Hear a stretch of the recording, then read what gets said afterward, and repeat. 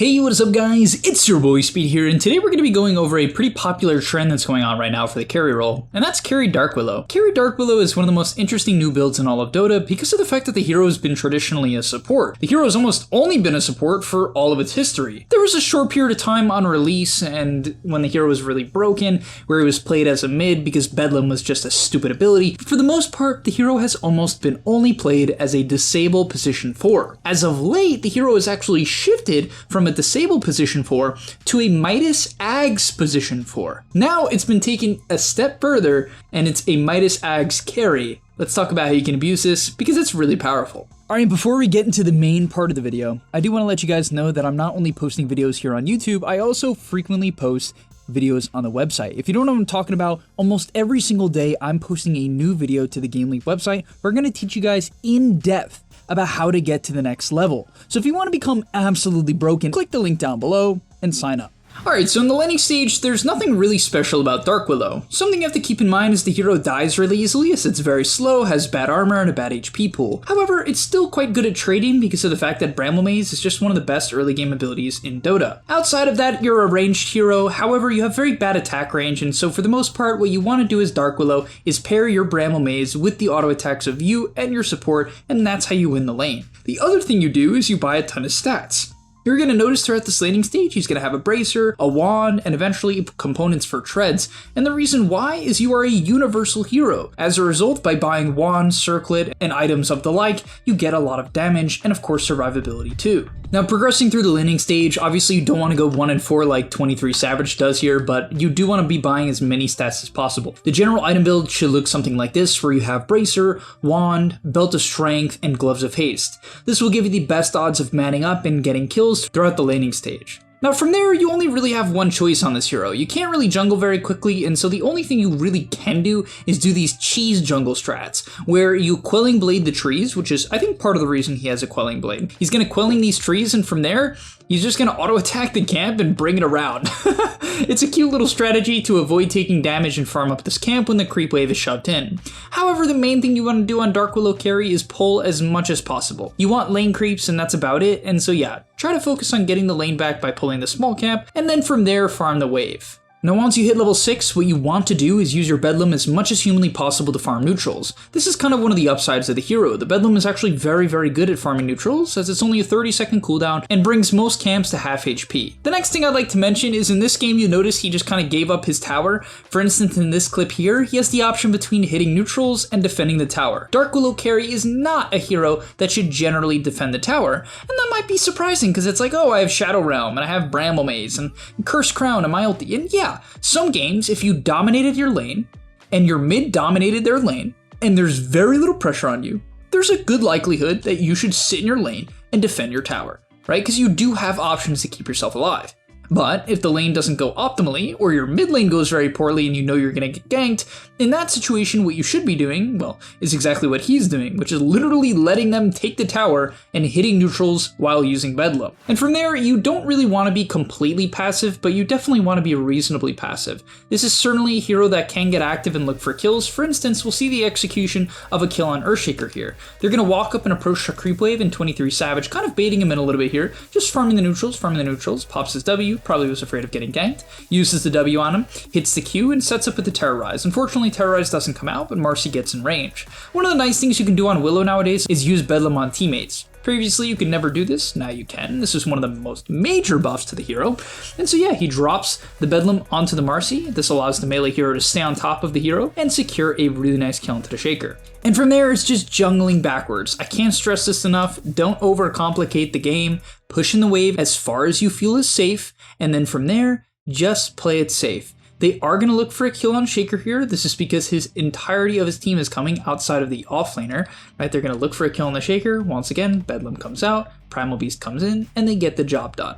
And definitely to my surprise, he's way more active than what I would have expected. Also, a couple of other things to note. At level 10, you take Shadow Realm cooldown. Some players can skip this or decide to skip it until level 14, just because Shadow Realm cooldown is sort of underwhelming, as you're not going to use it too much in the early game, but he decides to skill it up, right? So he skills this at level 10, maxes out the Q. This is just going to give you the 2.5 second root in team fights, which is nice. Usually what players do from there is they leave the Curse Crown at level 1. Some players players don't take it at all, which I dislike. I think the value point is good. It's only 80 mana, 1.2 seconds stun. I find it to be powerful, right? And then they skill stats outside of their ulti, right? He will take Bedlam at level 12, of course, but yeah, hits the portal and actually finds the Shaker here. Once again, getting extremely active, didn't even need the Bedlam here. Just right-clicks him to death with a couple of stuns and the root. Now in teamfights, there's really only one main goal, and that goal is to not get jumped. You'll notice at this point in the game, he has his Aghanim Scepter. The next item you want to buy is typically Hurricane Pike. There are a few other options. For instance, I saw one of the pro players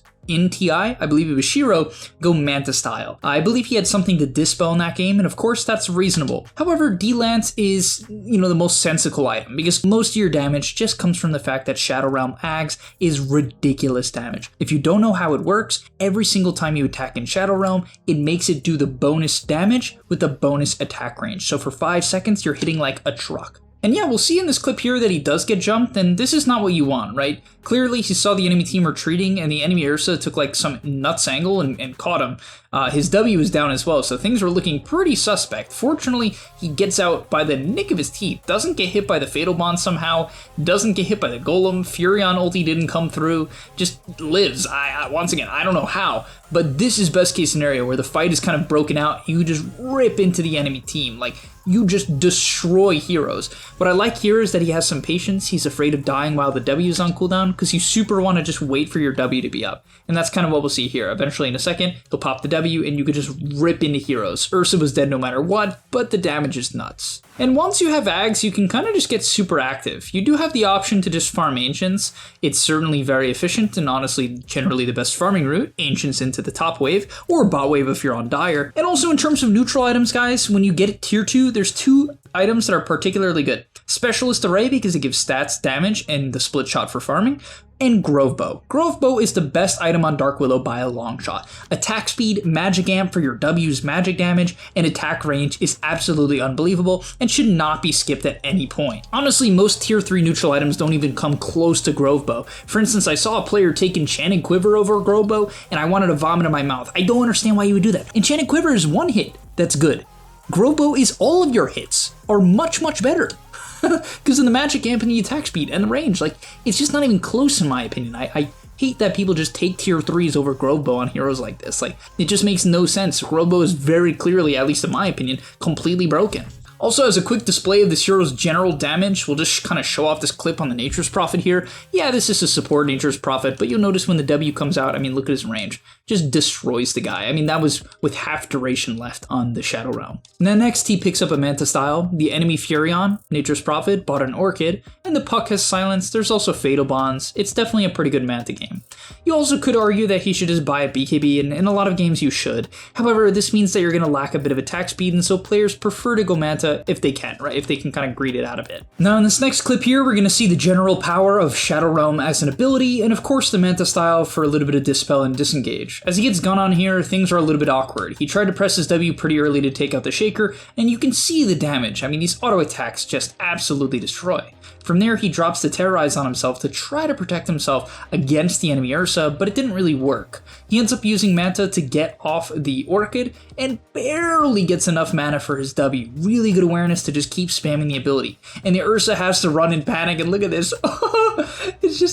People just die. He did have Enraged to buy a little bit of time, but man, half his health just gone in an instant, and the Shadow Realm kites him out. Now from there, the reason why you buy Octarine Core is you certainly need mana, and at this point you have 2-second Shadow Realm duration. With the Shadow Realm cooldown talent at 10, this means Shadow Realm is a 7-second duration with a 9-second cooldown. Basically, you can be in the ability 80% of the time. It only has a 2-second downtime. Pretty damn nuts. Now, unfortunately, this is kind of when the game ends, so we don't get to truly look at a couple of fights on the Exodia timing, but this is the Exodia timing. The Octarine plus the level 20 talent, and if you get lucky enough, you get something like Quickening Charm maybe, at tier 3, or you get a Spell Prism at tier 4. With CDR, it can get even more nuts, right? You're almost permanently in your W, and it's crazy, right? Heroes can't fight you because you have to keep in mind, not only are you doing that bonus 360 magic damage, you're also hitting for an extra 300, right? So you're hitting for, at certain points, 600 damage before resistances. So yeah, you'll see he just goes onto the Warlock here at ridiculous ranges, nearly kills him. The guy lives on 1 HP, has to smoke to stay alive. Furion, after 2 hits, is half HP. Of course, can Manta off the Orchid if he needs. Honestly, he probably should have just saved the Manta for when he actually needed it, as his Hurricane Pike is up as well, right? Has so many defensive options, and yeah, the W is back up again. Shaker blinks over here, and a couple of hits, and once again, that guy is 2/3 health just gone. And of course, as the W comes back up, you do the exact same thing. You're a sniper, but you're on crack, you can't really get gun on, no one can target you, and so, yeah, it's pretty damn disgusting. Like, you're a drow or a Terrorblade or a sniper that simply can't be targeted and can provide all of the disables by herself, as once again, the enemy team goes in, but a W comes out and no one can actually look to go on him. You can see... You're also one of the best fountain diving heroes in all of Dota. Like, look at this. You just sit in the enemy fountain. It's disgusting. But alright, thank you guys so much for watching. I'll see you in the next one, and I'm out. Peace.